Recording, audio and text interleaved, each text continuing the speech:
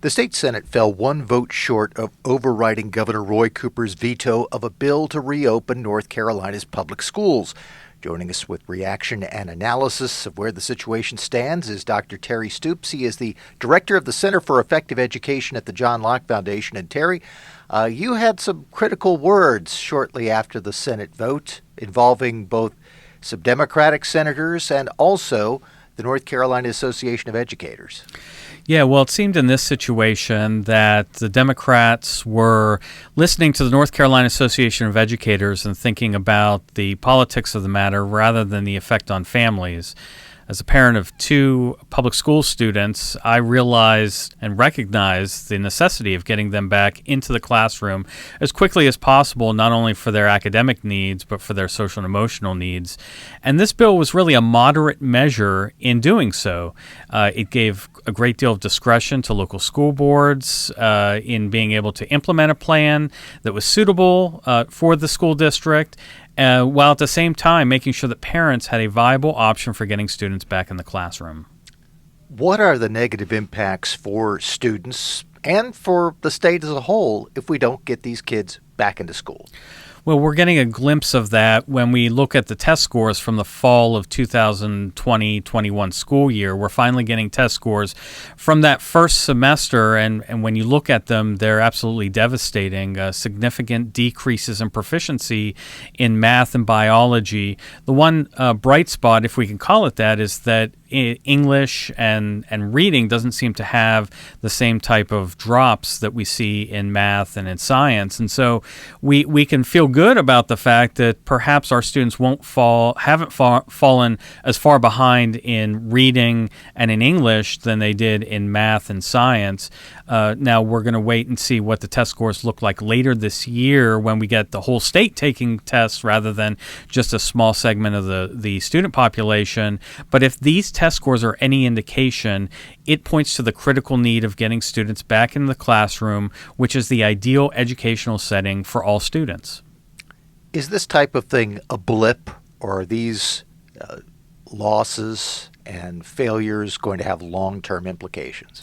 These are going to have long-term implications for these students and for the state and national economy.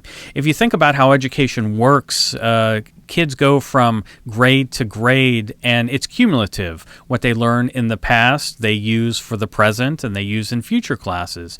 If they have fallen behind to this degree, especially the degree that these test scores indicate that they did, then that means that there are some students that will be lucky to ever catch up.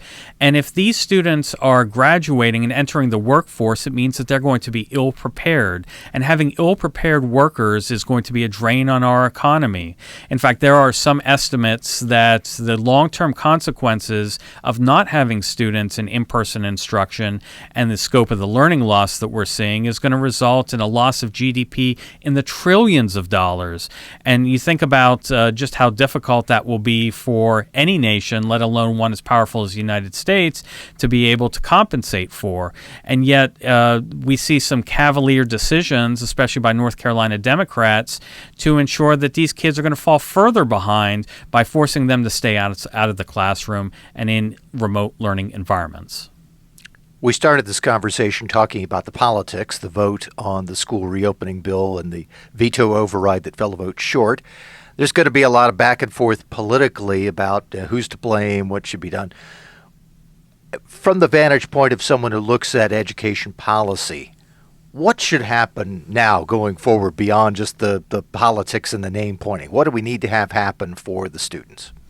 Well, they need to get back into the classroom. We know that it's safe. CDC Director Rochelle Walensky has told us that safe reentry into schools is absolutely attainable, that in-person instruction is something that needs to happen sooner rather than later. So my hope is that there is an additional effort to try to override Governor Cooper's veto so that we can start the process of getting students back into classes. I mean, one notable thing about this bill is that it gives school districts 2 weeks to formulate and implement their in-person instruction strategy.